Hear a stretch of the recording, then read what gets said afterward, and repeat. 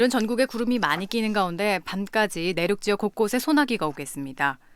소나기가 내릴 때 국지적으로 시간당 30mm가 넘는 폭우가 오는 곳이 있겠고 벼락이 치고 돌풍이 부는 곳도 있겠습니다.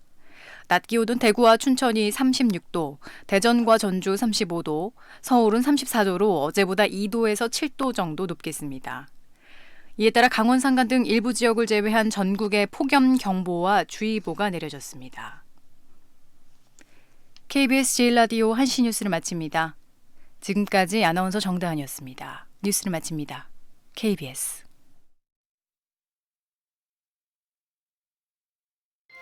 KBS 1라디오. 야, 왜? 점심시간에 뭐하냐? 자야지. 야, 그러지 말고 이거 한번 들어봐. 뭔데? 지금 당장 라디오를 켜봐. 나른한 오후 깨울 시사 토크쇼. 모두가 즐길 수 있고 함께하는 시간. 유쾌하고도 신나는 시사 토크쇼. 오태훈의 시사본부. 네, KBS 라디오 오태훈의 시사본부 2부 시작하겠습니다. 시사본부는 청취자 여러분들의 참여 기다리고 있습니다. 샵 9730번으로 생방송 중에 의견 보내주시면 되고요. 짧은 문자 50원, 긴 문자 100원의 정보 이용료, 어플리케이션 콩은 무료로 참여하실 수 있습니다. 또 유튜브에서 일라디오 혹은 시사본부 검색하시면 영상으로도 만나실 수 있다는 것 알려드리겠습니다. 매주 화요일 2부 현안 둘러싼 여야 의원들의 가감없는 설전이 있습니다. 정치화투 더불어민주당 김성환 의원 나오셨습니다. 어서 오십시오. 네, 안녕하세요. 서울 노원의 김성환입니다. 네, 그리고 자유한국당의 백승주 의원 자리하셨습니다. 어서 오십시오. 예, 안녕하십니까. 경상북도 구미의 자유한국당 백승주 의원입니다. 네.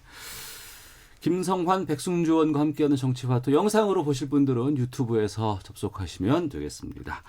북한이 지난 10일 새벽에도 동해상으로 미사일 발사체 2발을 발사를 했습니다. 여기에 대해서 여야 없이 한 목소리로 규탄의 목소리 나오고 있습니다만 그 규탄의 내용을 보면 좀 뚜렷한 시각차를 보이고 있습니다. 여당은 북한의 도발 중단 혹은 비핵화 대화 재개 이쪽에 좀 중점을 두는 것 같고 야당은 정부의 대북 정책에 문제가 있다 이런 부분인 것 같은데 맞나요, 백승주 의원님? 예, 우리 정부의 대북 정책에도 문제가 있죠. 북한의 어떤 이런 태도에 대해서 분노하지 않을 수 없어요. 청취자 여러분 권정근이라는 이름을 들어보셨는지 모르겠는데 북한 외무성에 국장하는 국장급 친구입니다. 예. 이 친구가 훈련을 하고 미사일을 발사하고 난 뒤에 우리 문재인 정부를 겁먹은 개다 이렇게 표현해서 겁먹은 개, 네. 겁에 질린 개 같다 이렇게. 우리 갑자기 겁먹는 개가 이끄는 정부의 국민이 된 것 같은 느낌이 들어요. 나 우리 정부보다 북한을 정말 개탄하고 규탄합니다. 국장급 되는 인사가 이렇게 대한민국 국민을 조롱하고 대한민국 정부를 조롱해서 진짜 잠 못 이뤘습니다. 네. 그런데 우리 정부는 이건 그렇게 막말하는 사람들이다 이렇게 치부하고 훈련 끝나면은 비핵화를 위한 대화가 재개될 거다 이렇게 안이하게 대응하고 있습니다. 그 수많은 문재인 정부의 호위무사 왜 북한에 대해서 이 막말에 대해서 침묵하는지 잘 모르겠어요. 이건요 그렇거니 하고 넘어가야 될 일이 아닙니다. 외무성 국장급 되는 사람이 우리 정부를 이렇게 조롱한 데 대해서 분노하고 우리가 뭘 잘못했길래 이런 얘기를 들어야 됩니까? 그런 생각이 좀 들고요. 특히 사실은 이 한미연합훈련을 핑계대고 있는데 한미연합훈련이 구실이 아니에요. 정확하게 군사적 의미를 찾으면은 대놓고 핵 강대국의 길로 가겠다는 겁니다. 핵 강대국이 되는 길은 핵 탄두를 많이 만드는 거하고 핵 탄두를 사용할 수 있는 투발 수단 미사일을 정교하게 개발하는 건데 이건 미사일 개발하는 거는 핵 투발 수단을 발전시키는 거예요. 그래서 핵 강대국 길로 가고 있다. 저는 이렇게 인식하고 있고 특히 이 권정근이라는 작자의 이름도 되기 싫어요. 그 나무의 사람한 이야기를 보면은 앞으로 대화가 재개되더라도 미국 트럼프하고만 대화하겠다. 네. 한국 정부하고 대화 안 하겠다. 이게 무슨 말입니까? 한반도 운명이 파일로 앞두고 있습니다. 카이로 얄타 회담에서 정해져 가는데 우리 정부 참석자가 못하는 경우죠. 그 당시는. 그래서 이 북한의 이 오만 방자하고 한국 정부를 패싱하는 이런 태도에 대해서 북한을 1차적으로 규탄합니다. 예. 이래서는 안 되고요.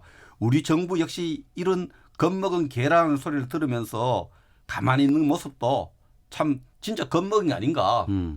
뭐 발목 잡혀 있는 게 아닌가 이런 국민들이 생각하는 사람 많아요. 예. 이거 정말 제대로 대응해야 된다 생각합니다. 예.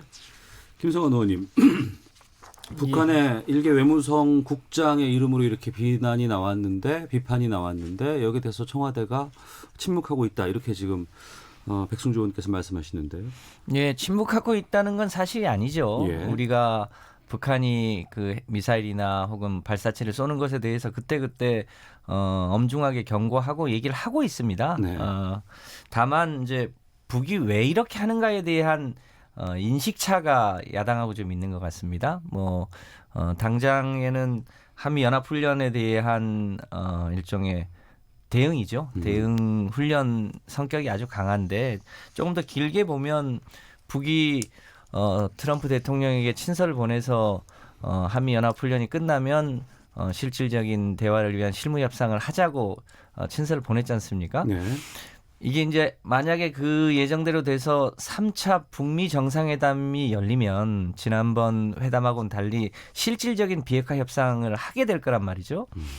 그 실질적인 비핵화 협상이 뭐냐? 이미 이제 핵무기를 실험하는 장소는 폐쇄를 했고 핵무기와 핵무기를 실어 날리는 ICBM을 이제 단계적으로 폐쇄를 해야 되는 거지 않습니까? 네. 만약에 이제 우리 백승주 의원처럼 핵 강국으로 가려면 이런 게 필요가 없는 거죠. 다만 이제 실질적으로 핵무기를 폐기하는 단계로 가면 네. 북측 입장에서도 다른 일종의 재래식 무기 같은 게 필요한 거잖아요. 자위권 차원에서. 현재는 일종의 비대칭 전력으로 핵무기를 가지고 이제 버텼다면 이제 네. 핵무기를 만약에 폐기해야 된다면 다른 전력이 필요한 거죠. 그런 것에 대한 일종의 이제 실험이다. 이렇게 본다면 지금은 상황 자체가 달라지는 겁니다. 네. 다만 지금 야당 측에서 안보 위협이 심하니 이런 얘기를 하는데 이게 그럼 다시 과거로 돌아가자는 얘기냐. 과거에 이명박 박근혜 정부 때의 남북 관계를 보면요. 지금보다 훨씬 더 긴장이 심했거든요. 그런데 아무런 변화를 실질적으로 이끌지를 못했지 않습니까? 지금 문재인 정부 들어와서 북미 간에 또 한미 간에 남북 간에 굉장히 많은 진전을 이루었습니다. 그런 평화의 기초에서 지금 북한의 도발의 실질적인 원인이 뭐냐 그리고 어떻게 해결할 거냐 이것에 대해서 우리가 장기적으로 분단을 극복하고 평화로 가기 위한 여러 가지 존술적인 이 인내와 혹은 이제 소위 형님으로서의 포용적 자세 이런 게 필요하다. 네. 다만 필요에 따라서는 단호하게 또 대응할 때는 해야 된다. 이렇게 보고 있습니다. 근데 한 가지 사실관계를 좀 바로잡을 필요가 있는데요. 예, 백승주 의원님. 2015년 8월 이때쯤입니다. 불과 4년 전이죠. 이때 국민들이 생생하게 기억할 겁니다. 북한군이 설치한 목함 지뢰 때문에 병사들이 다쳤어요. 네. 그래서 우리가 여기에 대해서 대북 방송을 시작을 합니다. 그 북한이 우리가 강하게 나가니까 대화를 해달라고 사정하고 그 당시에 두 사람이 내려와요. 정치국장하고 그 또 김영철하고 내려와서 우리 안보실장하고 통일부 장관이 판문점에 가서 회담을 합니다. 네. 8월 24일, 25일 무박으로 해서 엄청난 회의를 해서 북한이 그런 목함 지뢰 사고를 이렇게 해서 그쪽 표현하면 남측 군인이죠. 대한민국 군인을 다치게 한 데 대해서 사과합니다. 사과하고 그리고 남북한 군 당국자끼리 좀 회담하기라고 정부 당국자끼리 회담하기라고 인도주의적 지원을 하기라고 7개 정도 향해 합의를 했습니다. 그 합의를 했을 때 제가 그 당시 국방부 차관이었는데 그 회담 과정을 알죠. 북한은 이렇게 합의했지만 합의 안 지키고 멀지 않아 전략적 도발을 할 것이다. 그 일본 언론사하고 인터뷰를 했는데 제가 엄청나게 공격을 받았습니다.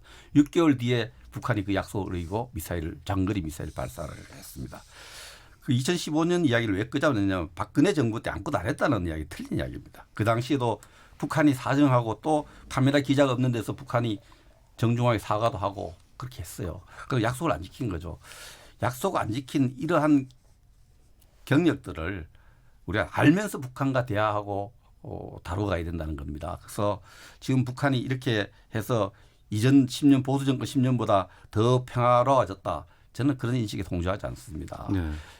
지금 북한이 지금 우리가 구걸해서 평화롭게 보이는 것은 핵 강대국으로 갈기 위한 시간을 벌기 위한 인식을 저는 하고 있습니다. 실제로 미사일 개발은 북한이 핵 폐기하고 나면은 전력이 약해지니까 전력 강화 차원에서 미사일 실험한다.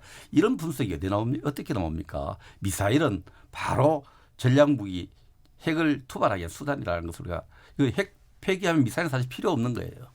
그런 차원에서 이해할 필요가 있다 생각을 합니다. 제대로 북한의 어떤 미사일 실험을 평가해야 된다고 생각합니다. 알겠습니다. 여기에 대한 차이가 상당히 좀 인식의 차이가 좀 거리가 상당히 좀 있어서 좀 좁혀서 좀 말씀을 좀 나누도록 하겠습니다. 이번에 그 김정은 위원장이 트럼프 대통령에게 친서를 보냈습니다. 예. 왜 갑자기 이 미사일 관련한 활동을 펼치면서 친서를 보냈을까라는 궁금증도 있고 또 그 친서를 받은 트럼프 대통령은 한미연합훈련 나도 좋아하지 않는다면서 김정은 위원장의 불만에 맞장구를 쳤는데 이거 어떤 의미로 봐야 돼요?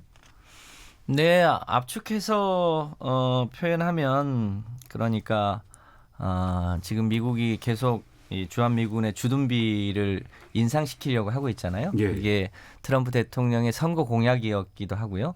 이거는 우리나라뿐 아니라 이 주한미군이 주둔하고 있는 모든 국가들에 대해서 심지어 이제 독일에까지 EU에게까지도 이 주둔비를 인상시킨다. 왜냐하면 왜 우리가 뭐 다른 나라의 국방을 책임져 주면서 그 비용을 다 우리가 부담하느냐 이런 인식이 깔려 있는 거잖아요. 네. 그런 면에서 지난번에 볼턴이 방한했을 때 그 액수를 구체적으로 얘기는 하지 않았지만 실질적으로 주한미군에 대한 부담을 올려달라고 요청을 했고 지난해에도 현재 확정되어 있는 주한미군 부담금도 상당히 올려달라고 했는데 저희가 이제 최대한 협상을 통해서 1조 원 수준으로 이제 방어를 했지 않습니까? 네. 다만 이제 그때 할 때 1년 단위로 한다고 되어 있어서 아무래도 올해도 트럼프 대통령은 이제 주한미군 부담금을 늘려달라고 하는 요청을 하게 될 것 같습니다. 우리가 어느 수준에서 한미 동맹을 유지하면서도 뭐랄까 우리 세금의 부담을 최소화할 것이냐 이게 앞으로 굉장히 중요한 숙제가 될 것 같습니다. 네. 그 트럼프가 공개한 김정은의 친서 내용 중에 제가 재미있는 부분이 전문 공개는 하지 않았는데 김정은이가 트럼프 대통령에 보낸 편지에 작은 미사일 도발에는 뭐 유감 미안하다 이렇게 표현했다 이렇게 됐는데 미사일 쏴놓고 대한민국 정부에 대해서는 바른 자세를 가져라. 겁 많은 개 같은 정부라고 이렇게 하면서 미국에서는 또 유감을 보냈던 건 참 우리 국민들 때 이 어떻게 생각이 될지 모르겠어요. 트럼프한테는 미안하다가 우리한테는 바른 자세를 가져라 그리고 트럼프의 지금 트럼프에 대해서 트윗을 통해서 직접 제가 유감도 표시했습니다. 이 미사일에 대한 인식에 대해서 유감도 표시했는데 트럼프 머릿속에는 대한민국 정부로부터 방위비를 많이 받는데 모든 사고의 중심이 있는 것 같아요. 그래서 결국 한미연합훈련 나도 안 좋아한다 이 말은 김정은이 들으라고 한 이야기가 아니고 한미연합훈련하고 전략작전 전개하면 대한민국 정부 돈 좀 더 내놔라 이런 논리로 연결되거든요.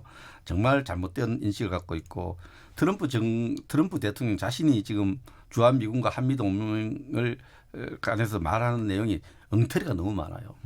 82년간 한국을 지켰다 하는데 해방이 우리가 74년밖에 안 됐어요. 그러니까 트럼프 대통령이 트위터라든가 SNS 등을 통해서 제시한 수치가 맞지 않는 것들이 많다. 82년간 한국을 지켰는데 아무도 미국이 해준 게 없다 그랬는데 82년 아니지 않습니까? 45년쯤이면 지금 74년밖에 안 돼요. 그러고 주한미군 숫자도 32,000명이 주둔하고 있는데 우리 지금 28,500명이 된 지가 벌써 10년이 넘었습니다. 네. 12년이 넘었고 그래서 트럼프 대통령의 지금 이런 숫자도 우방국가인 대한민국과 주한미군 한미동맹에 대한 숫자도 좀 너무나 엉터리를 많이 사용하고 또 방위분담 문제 관련해서 지난해 방위분담 대사가 저를 찾아왔어요. 50% 올린다길래 제가 말도 안 된다. 그렇게 이야기를 한 적이 있습니다. 그래서 안 된다고 이야기해서 지난해는 우리가 8.2% 올려서 1조 389억인가로 해결됐는데 이번에도 뜬금없이 뭐 1조 받는 것을 5조를 받겠다 이런 주장을 하는데 5배를 올려달라고 뭐 요구를 했던 얘기도 그건요. 있고. 대한민국 국회가 뭐 트럼프가 지배하는 미국 공화당도 아니고 예. 이건 외교부가 협상을 하고 나면 국방위원회에서 국회 국방위원회에서 예산을 통제합니다. 예산을 승인하기 때문에 제가 자유한국당 의원으로서 무리한 요구 절대 예산 반영하지 않을 겁니다. 이 음. 트럼프가 이렇게 하면 안 됩니다. 네. 저는 이런 부분에 대해서 우리가 여야가 따로 없다고 생각합니다. 네, 동의하고요. 예. 저희가 알기로는 구체적인 액수를 얘기하지는 않았다고 합니다. 다만 여전히 좀 과도한 증액 요구가 있을 것으로는 예측됩니다. 이제 그런 부분에 대해서는 우리 여야가 합심해서 네. 우리가 수용 가능한 범위에서 조정해야 되지 않을까 이렇게 근데 생각합니다. 일부에서는 제가 트럼프 비판을 좀 하니까 자유한국당 국방위원회 간사가 트럼프 비판한다까 미국 비판하고 반미주의 보수 정당이 왜 반미하냐. 트럼프에 대한 견해 반 인식에 제가 비판하는 거하고 반미하고 완전히 다른 겁니다. 한미 동맹을 소중히 하지만은 미국의 한 지도자 개인 트럼프에 대해서 제가 비판하는 겁니다. 그렇게 해서는 안 된다고 합니다. 예. 이 얘기는 그래도 오래간만에 우리 그러니까요. 여야가 예. 뜻이 같네요. 난 늘 같이 고맙습니다.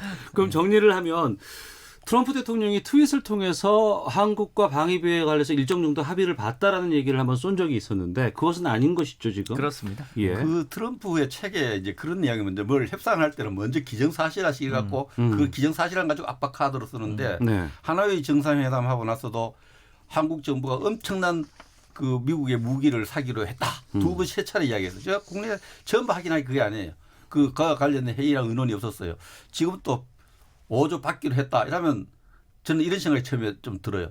야, 미국과 뭐 대북 제재 완화 같은데 뭘 좀 미국이 좀 협조해주고 방위 많이 주기로 약속했나 부당한 거래했나 하는데 트럼프의 협상 전략이 늘 기정사실화시키 가지고 자기 협상 목표를 다 관철하는 거기 때문에 미국이 그런 요구를 한다고 하더라도 국회에서 이제 예산 편성의 기능이 있기 때문에 그쪽에서 조절하시면 되는 거죠. 그 우리 협상을 해야 됩니다. 협상 시작도 아직 안 했습니다. 지금. 알겠습니다. 그런데 이제 동북아 정세라든가 내년 미국 대선 등으로 인해서 지금 신임 주미대사 역할이 어느 때보다 좀 중요한 상황이 아닐까 싶은데 이번에 주미대상으로 그 이수혁 민주당 의원이 내정이 됐습니다. 근데 그 전에 애초에 문정인 특보를 내정을 했는데 미국이 이제 반대를 했다는 주장이 지금 제기돼서 논란이 있습니다. 정의당의 김종대 의원은 이거 사실이면은 미국의 외교농단이다 이렇게 비판을 하기도 했고 청와대는 사실이 아니라고 밝혔습니다만 이 문정인 특보의 고사 배경에 대해서 좀 김성환 의원님께서 아시는 게 있으실지요? 네. 그 대체로 저희가 이제 팩트 체크를 해보면 네. 청와대에서는 문정인 특보하고 이수혁 의원을 두 분을 염두에 두고 각각 이제 접촉을 했던 것 같습니다. 네. 그래서 두 분에게 접촉했던 시점이 거의 비슷해 보이고요.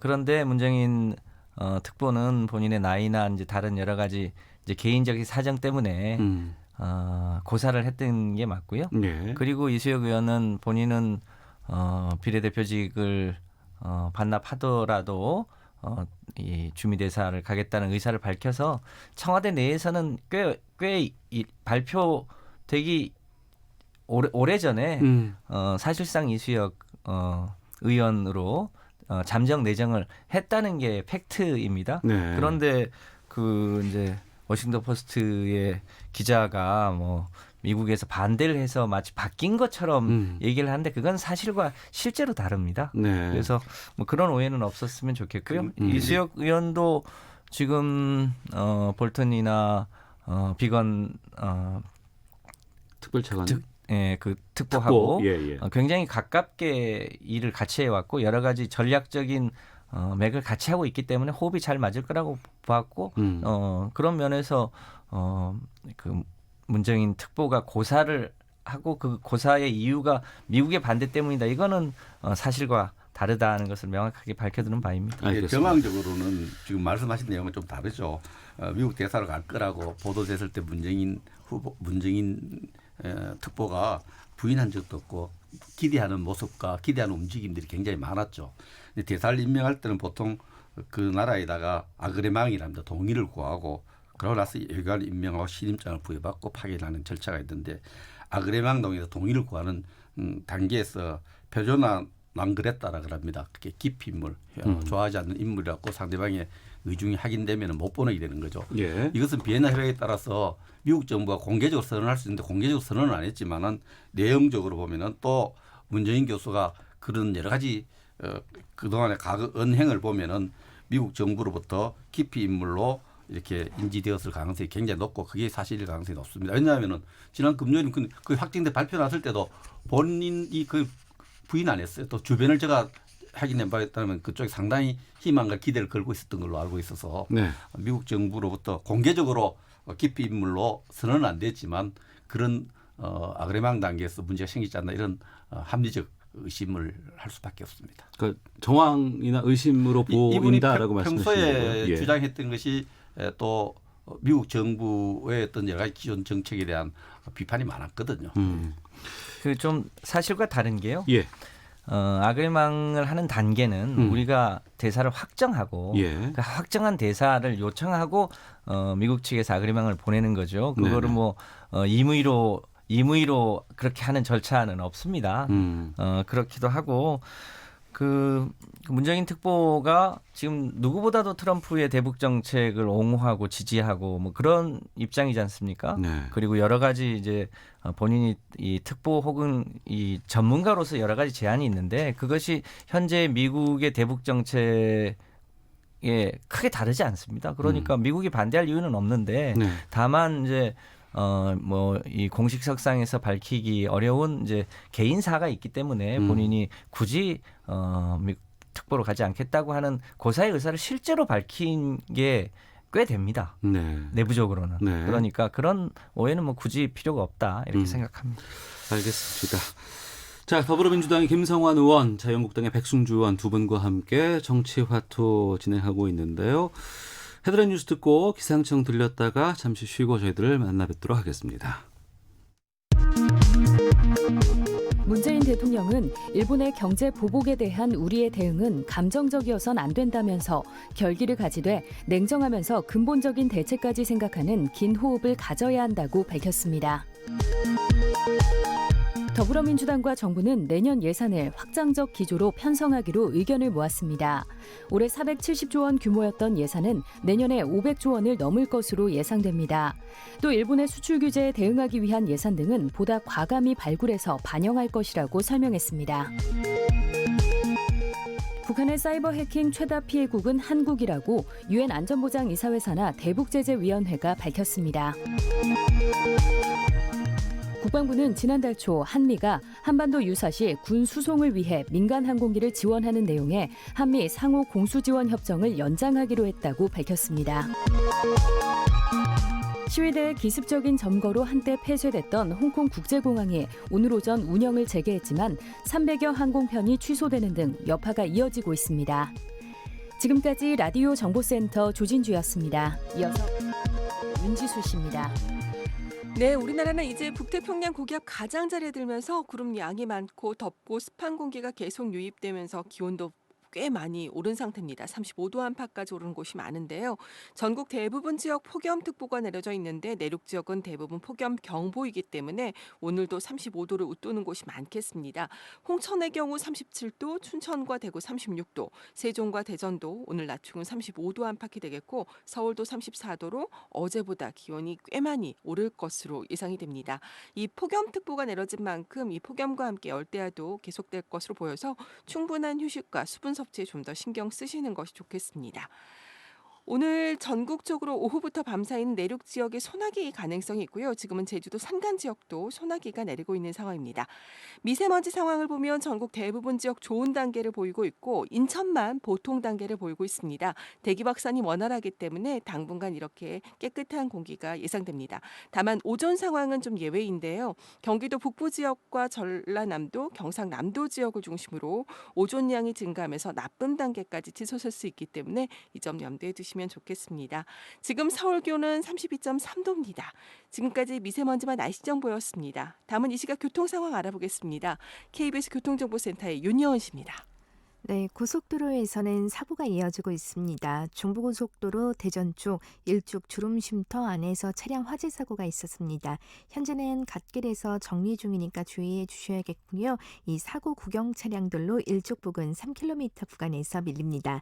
서울 양양고속도로 양양 쪽은 오늘도 휴가 차량들로 설악과 강촌 부근에서 각각 정체고요. 이후 양양 분기점 부근 2차로에서는 승용차 관련 사고를 처리하고 있으니까 잘 살펴 지나셔야겠습니다. 경부고속도로 서울 쪽 안성 휴게소 부근 5차로에는 고장난 차가 있어서 1km 정체고요. 이후로는 작업 여파로 우산나들목과 신갈분기점에서 각각 밀립니다. 계속해서 서울 방향 서초 부근 4차로에서는 추돌 사고를 처리하고 있어서 양재에서 서초 쪽으로 가는데 15분 정도 예상됩니다. KBS 교통정보센터였습니다.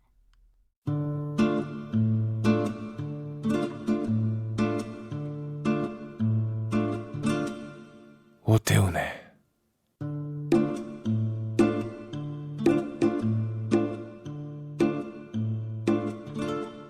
시사본부. 네, 더불어민주당 김성환 의원, 자유한국당 백승주 의원과 함께하고 있는 정치화투 영상으로도 만나실 수 있습니다. 유튜브에서 일라디오 혹은 시사본부 검색하시면 두 의원과 함께하는 방송 영상으로 보실 수 있습니다. 조국 법무부 장관 후보 대정과 관련해서 뜨거운 공방전 펼쳐지고 있습니다. 아직 일정이 확정되지는 않았습니다만 인사청문회에서 여러 가지 송곳 검증 예상되고 있는데요. 많은 후보자 가운데 특히 이제 조국 법무부 장관 후보자에 대한 것들이 뉴스로 좀 집중 보도가 되고 있는데 예상되는 쟁점들 좀 짚어본다고 하면 어떨까 싶은데 먼저 1호 쪽에는 백승주 의원께서 먼저 말씀하시는 게 맞는 것 같아요. 조국 전 민정수석 지금 현직은 또 서울대 교수죠. 교수가 법무부 장관의 직을 잘 수행할 수 있느냐. 예. 법무부 장관에 대한 국민의 기대가 뭐냐를 놓고 보면은 법무부 장관은 또 민정수석과 또 다릅니다. 그래서 좀 국민이 법무부 장관 하면 딱 떠오르는 게 균형감, 그죠?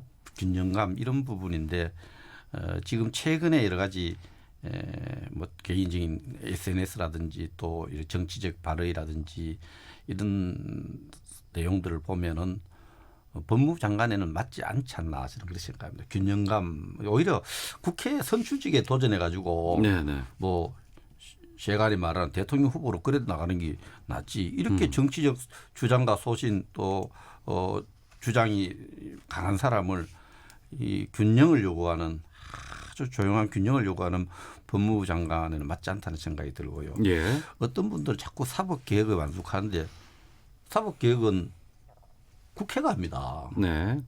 법무부가 제출한 안을 중심으로 국회 법사위원 국회 또 사법개혁 특위에서 하는 거지 장관이 밀어붙이고 안 밀어붙이고 그런 문제가 아니에요. 그래서 제가 볼 때는 본인이 제일 잘 알 겁니다. 그 법무부 장관 이 개인의 영화에는 맞는지 몰라도 국민 일반이 기대하는 역사 여러 가지 과정에서 지켜보면 법무부 장관은 좀 다른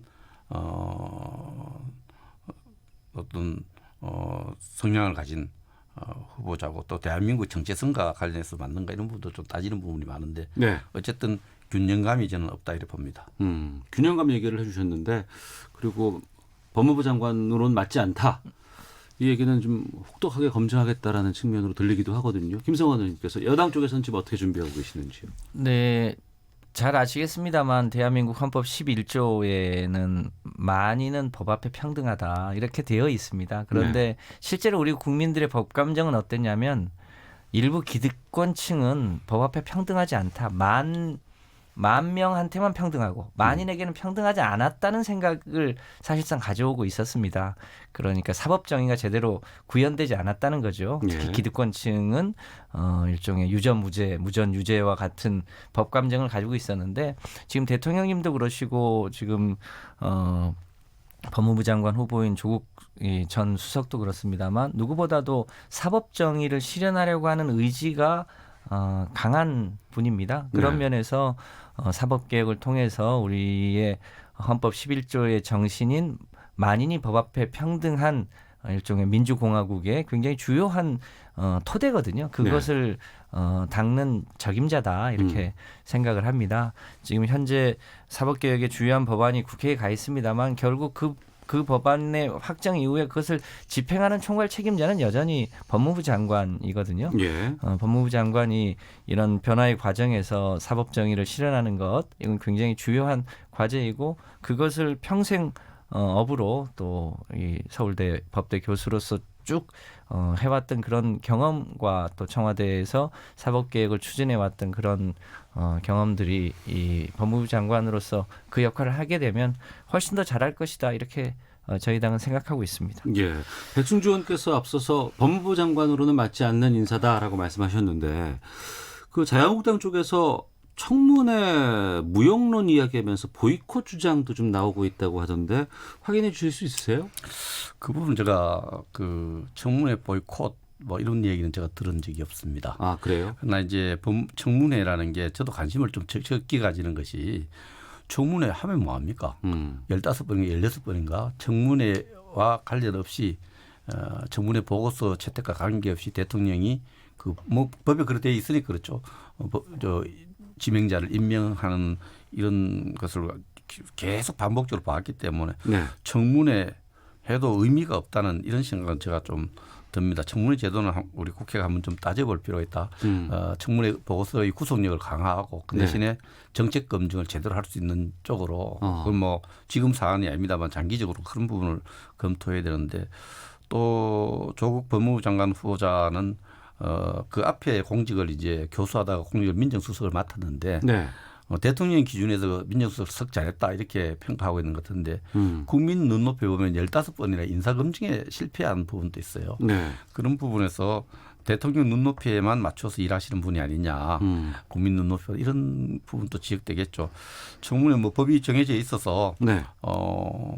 하여튼 그 제도가 뭐 법대로 운영 안 되겠습니까? 보이콧 이야기는 아직 제가 가문에서 못 들어봤다. 그만큼 구속력이 없는 데 대한 어떤 정치인들의 청문회 참석하는 사람들의 약간의 그 허탈감은 있습니다. 허탈감이 아마 보이콧 주장으로까지 나왔지 않나 생각합니다. 네, 이 부분에 대해서는 지금 그 법을 개정해서라도 좀 바꿨으면 좋겠다라고 장기적으로 말씀하시는데 제가 볼 때는 예.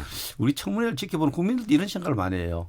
그 직무를 수행하는데 어떤 관련성이 있는 정책 질문이 좀 집중되면 좋은데 그 사람의 삶의 전부를 이렇게 파뒤집으니까 이 좀 그 제도는 잘못된 게 아닌가 그런 부분은 개인 또 프라이버시 보호받고 싶은 부분이 이런 부분은 좀 보호를 하고 네. 그 직을 수행할 수 있는 부분을 철저하고 그러나 그 직에 대해서 국회의원이 봐서 아니다 싶으면은 임명하지 않도록 구속력을 갖추는 게 이런 것들. 미국 같은 경우에는 상원 청문회 외교관들 주한 미국 대사 같은 청문회 들어가서 상원의원 한 분이라도 문제를 걸면 임명이 안 됩니다. 의회의 구속력을 높이고 청문회 제도는 좀 개인을 좀 보호하는 쪽으로 바꾸는 걸 검토할 필요가 있다 생각합니다. 예, 김성환 의원님. 예, 우리 백승주 의원님 말씀에 저도 이제 또 공감하는 바가 큰데요. 청와대에서 인사검증을 하는 과정에서 실제로 능력이 충분하다고 판단되는 많은 분들이 소위 인사청문회 과정에서 소위 신상털기에 과도한 일종의 모욕감 내지는 자신의 이 프라이버시가 노출되는 것에 대한 여러 가지 걱정 때문에 고사한 분들이 의외로 많이 있습니다. 네. 그러니까 결과적으로 정책 능력이 있는 사람들이 이 현행 청문회 제도 때문에 이 고사하고 결국 그 정책을 실현하지 못한 그런 사례들이 갈수록 누적되고 있어서 인사청문회 제도는 아무래도 좀 보완이 되어야 할 것 같습니다. 말씀하신 대로 이 도덕적 검증은 좀 비공개로 한다든지 하고 실제로 인사청문회 과정이 그가 그 해당 분야의 장관으로서의 자질과 정책 능력이 충분하냐 이것 위주로 좀 할 수 있도록 하고 대신 이 구속력을 실제로 좀 높인다든지 해야 되는데 그동안 보면 이 청문 보고서 채택 여부가 일종의 야당이 반대하면 보고서 채택이 안 되잖아요. 네. 그리고 그 정부 입장에서는 정말로 아주 심각한 문제가 있으면 그 인사청문 과정에서 그 후보를 이제 사퇴시키고 이제 다른 후보를 추천하는데 그런 정도가 아님에도 불구하고 과도한 정치 공세를 하게 되면 결과적으로 임명을 하는데 그 마치 이제 정부가 야당의 반대에도 불구하고 임명을 강행한 것처럼 해서 그걸 일종의 정책 공격의 수단으로 삼고 있는 이 관행도 좀 문제가 있거든요. 그래서 네. 그것을 바로잡기 위해서라도 인사청문회 제도는 변경이 좀 여야 합의로 변경이 불가피한 거 아닌가. 그러니까 인사청문회를 바꿔야 되는 것에는 여야가 다 공통적인 의견이신데 왜 바꿔야 되느냐는 다 다르신 것 같아요. 청문회를 할 때 이제 이 청문회 장소를 정치 공채로 쓴다. 이것은 참 잘한 데가 민주당이거든요. 민주당 이거 민주당이 또 야당일 때 때를 보면 예를 들면 김재수 농림부 장관 같은 경우에도 뭐 대출 받은 거 가지고 황제 대출 내 가지고 결국 불신임까지 연결시켰던 적이 있는데 어쨌든 이 부분은 저는 장기적으로 봤을 때 신상에 대한 것은 비공개로 좀 엄정하게 하고 네. 정책 검증을 해야 그러고 청문회 결과에 대해서 좀 구속력을 좀 갖추도록 하는 게 안 좋겠다는 생각을 하고 있습니다. 예, 알겠습니다. 조국 후보자에게 좀 집중하다 보니까 다른 분들에 대한 얘기를 저희가 전혀 못하고 있어서 지금 다른 분들도 계시는데 혹시 야당 쪽에서 좀 이 인사는 좀 주목해봐야겠다라고 꼽은 분들이 좀 있으세요? 지금 오태훈 우리 진행자가 제일 관심 있는 부분은 누굽니까? 저요? 방송통신위원장이죠. 우리 방송계에서는 그쪽에 좀 관심이 있을 수는 있겠죠. 예. 한상혁입니까? 그 방송통신위원장 후보. 예. 같은 경우에 시민단체 대표를 현재 맡고 있는데 이 시민단체 민주언론시민연합이라는 공동대표를 맡고 있는데 민주언론시민연합 좋은 말인데 그분이 활동하고 최근 인식을 보면은 표현의 자유를 관이 나서서 좀 제어를 하는데 한 방향을 제어를 해야 된다 이런 인식을 갖고 있어요. 예. 좋은 그걸 포장해서 좋은 이야기하면 뭐 사회 해악이 되는 가짜 뉴스 좀 단속하겠다 이렇게를 변명할 수 있지만 전체적으로 이것은 시민 사회가 우리 사회가 자율적으로 해가야 될 부분에 대해서 관에서 정부가 제재해야 되겠다 이런 입장인데. 이전에 보통 방송통신위원장 앞에 방송통신위원장도 임기가 3년이에요. 네. 2년 만에 물러난 이유가 뭐냐? 정부 요구에 대해서 저항했기 때문에 물러났다고 이게 일반적으로 알고 있거든요. 특히 요즘 흔히 말하는 가짜 뉴스, 페이크 뉴스에 대한 단속에 있어서 그분은 자율 규제 쪽에 연대인데 정부는 요구를 좀 정부가 좀 직접 나서 하자는 이런 정부의 요구에 대해서 제대로 대응하지 못했다. 정부 요구를 문책성 거절해서 문책성 인사라는 얘기가 많습니다. 이 부분에 대해서 새로 임명된 한상혁 방송통신위원장은 완전히 정부 입장을 강력히 따르는 것으로 이렇게 알려지기 때문에 이런 부분은 송곳 검증이 이루어져야 되지 않겠냐. 왜냐하면 표현의 자유가 굉장히 중요하지 않습니까? 이 부분에 대한 철학과 행동과 인식 이런 부분에 대해서 철저히 검증이 되어서 본인이 부적합하다고 생각할 때 물러나야 된다고 생각합니다. 네. 여기에 대해서 한상혁 방송통신위원장 관련해서 저도 뭐 개인적 인연이 있어서 좀 아는데 원래 피는 못 속인다는 말이 있잖아요. 그 방송통신위원장 아버지가 한준수 전 연기군수입니다. 양심 선언했던.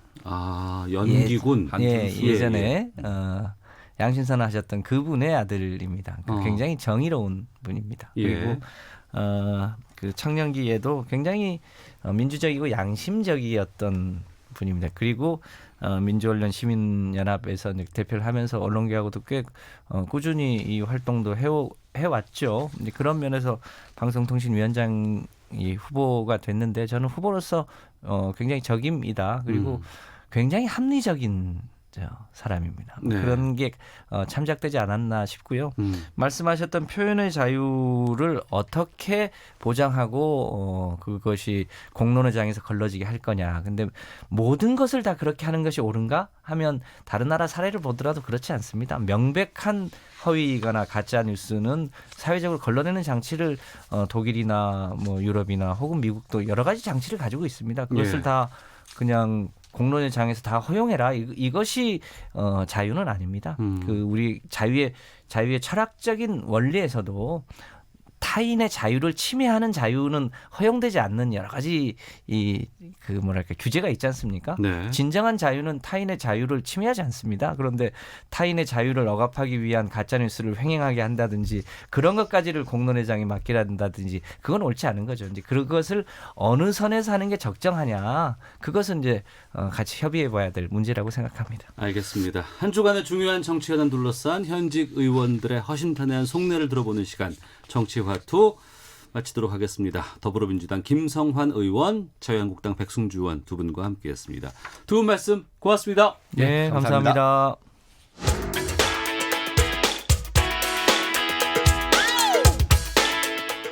오태훈의 시사본부는 여러분의 소중한 의견을 기다립니다. 짧은 문자 50원,